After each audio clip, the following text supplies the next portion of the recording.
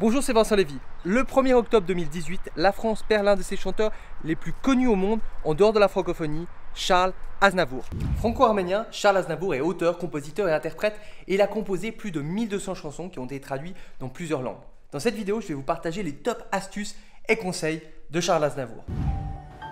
S'enrichir, que je m'enrichisse avec des mots qui ne sont pas les mots de mon temps. Moi, j'ai quitté la dernière classe, j'avais 10 ans et demi. Il a fallu que j'en lise des choses avant de pouvoir écrire. Je faisais tout ce qu'on voulait, moi. Vous voulez prendre un accent? Je prenais un accent. J'ai travaillé, pourquoi? Parce que j'étais ouvert. Je n'avais pas de spécialité. Et j'amenais une partie de ma paye à la maison. Je gardais toujours mon argent de poche. C'était entendu entre nous. J'ai fait du marché noir. Qu'est-ce que c'est du marché noir?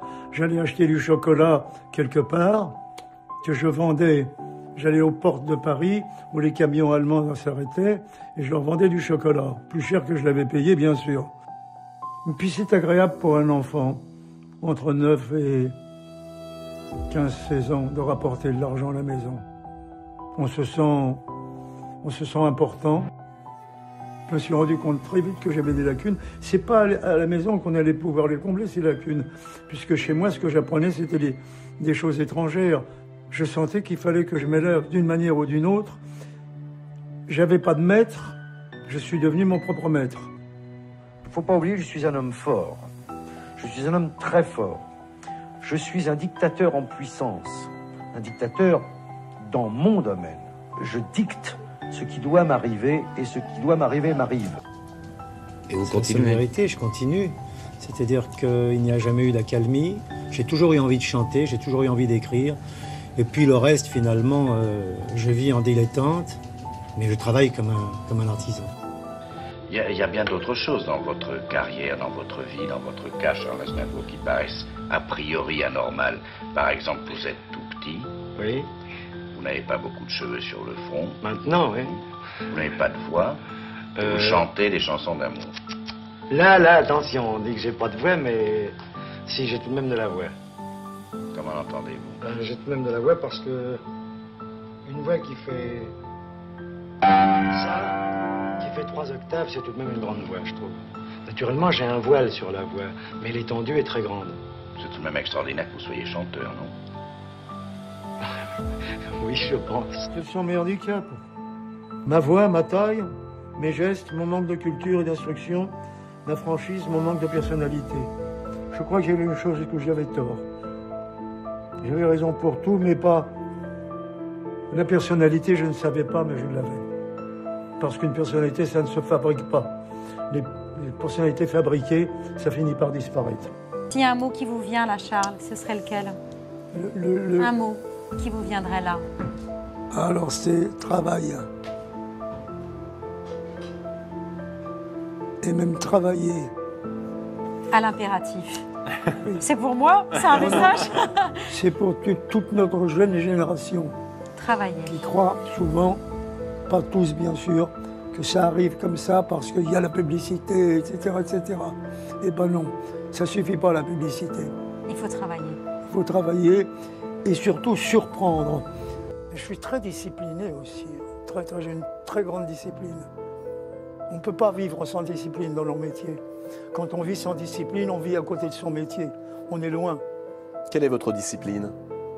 Ma discipline, c'est d'abord me lever de bonne heure. Alors ça, c'est le début. Et à la fin, c'est ce qu'on lit la nuit avant de dormir. Moi, j'ai 2 heures tous les soirs avant de dormir. De lecture? De lecture, c'était 1 heure de lecture, 1 heure d'apprentissage. D'apprentissage? Qu'apprenez-vous? En ce moment, oui. Le russe. Ah, vous apprenez le russe? Le chinois. Ah oui? Ah oui. Non, mais vous avez raison. Bon, à l'heure actuelle, j'ai des chansons traduites en russe, j'en chante, mais je n'ai rien de traduit en chinois. Moi, ce que je veux, leur chanter mes textes dans leur langue. Il n'était pas question d'abandonner. C'est pas dans votre vocabulaire, ça, Charles? Ah non, moi je vais de l'avant, il n'y a pas de marche arrière chez moi. C'est pas grave. J'assume. C'est comme ça. C'est quand on me demande, vous vous sentez vieux ou vous vous sentez jeune, je dis, je me sens vivant et c'est très important. Faut pas vous parler de l'âge. C'est pas une question, c'est pas un problème. L'âge n'existe pas. L'âge, c'est ce que l'on se donne. C'est le calcul que l'on fait. Ah bah, cette année, j'ai 1 an de plus. Non, je ne veux pas ça du tout. Pourtant, on est admiratif aussi pour ça, en se disant quelle incroyable chance d'être capable, à 94 ans, de mener avec autant de panache la carrière que vous menez. On devrait pouvoir le faire. Tous. Tous. C'est une question de force intérieure. C'est de l'intérieur que ça sort. Se tenir droit, j'étais très impressionné de ça.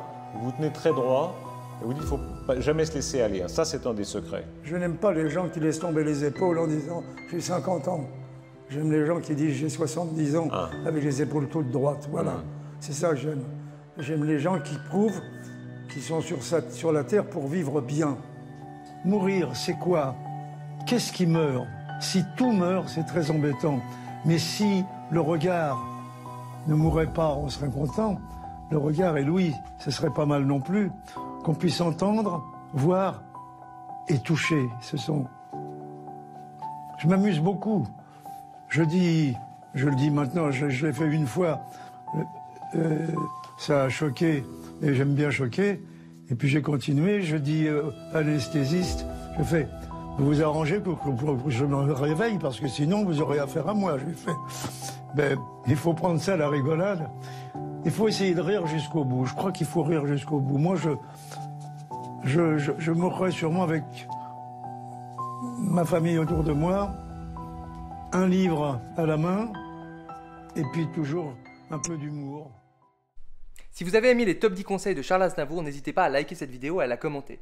Si vous avez envie de recevoir d'autres top 10 conseils de stars, d'entrepreneurs et de gens célèbres, n'hésitez pas à vous abonner à la chaîne YouTube et à cliquer sur la petite cloche. C'était Vincent Lévy, ciao!